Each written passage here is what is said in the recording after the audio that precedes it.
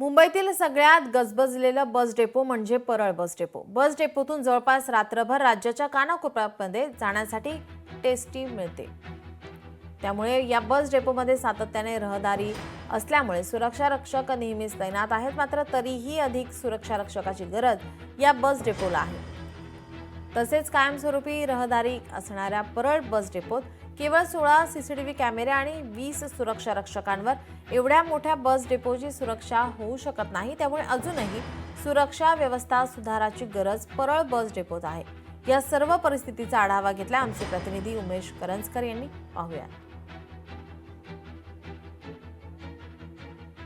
पुण्याच्या स्वारगेट बस डेपोमध्ये महिलेवर झालेल्या बलात्कारानंतर बस डेपोत नेमकी महिलांची सुरक्षा काय आहे हे संदर्भ जाणून घेण्याचा प्रयत्न लोकशाहीच्या माध्यमातून आपण करतोय। आता मी परळच्या बस डेपोमध्ये आहे। आता जर आपण पाहिलं तर मोठ्या प्रमाणात बसेस इथे उभ्या आहेत। लांब पल्ल्याच्या गाड्या ज्या आहेत त्या मुंबई, पुणे आणि राज्यभर या सगळ्या ठिकाणाहून जातात। मात्र महिला सुरक्षेचा जो मुद्दा आहे तो अत्यंत ऐरणीवर आहे। खास करून जर आपण पुण्यातली घटना पाहिली तर मुंबई आणि पुण्यासारख्या मध्ये जर अशा घटना व्हायला लागल्या तर महिला सुरक्षेचं नेमकं काय हे प्रश्न चिन्ह जो आहे तो सुरक्षा यंत्रणेवर उभा राहतोय।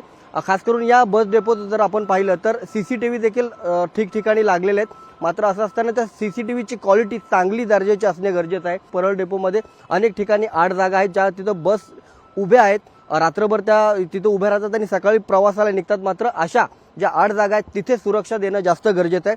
म्हणूनच मुंबई असेल, पुणे असेल किंवा राज्यभरातले इतर जे महत्त्वाचे बस डेपो आहेत इथे महिलांची सुरक्षा कुठल्या दर्जाची आहे, महिलांना कुठल्या प्रकारची सुरक्षा या सगळ्या बस डेपोमध्ये मिळते हा प्रश्न जो आहे तो अत्यंत महत्त्वाचा आहे।